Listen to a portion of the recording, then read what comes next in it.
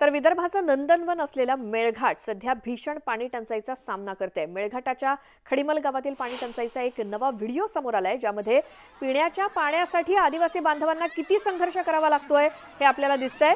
गावामध्ये पाण्याचे स्रोत कोरडे पडल्यानं नागरिकांना आता टँकरद्वारे पाणी पुरवठा करावा लागतोय। मात्र टँकरची संख्या कमी असल्यानं नागरिकांना विहिरीतलं गढूळ पाणी प्यावं लागतंय।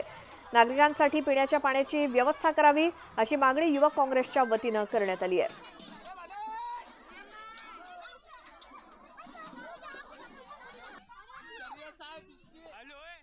प्रशासनाचा दावा आहे की इथे आम्ही 15 टँकरने दररोज पाणी पुरवठा करतो आणि शुद्ध पाणी इथे पिण्यायोग्य पाणी आम्ही लोकांना देत आहोत असा दावा त्यांचा। मी त्या दाव्याचं खंडन करतो।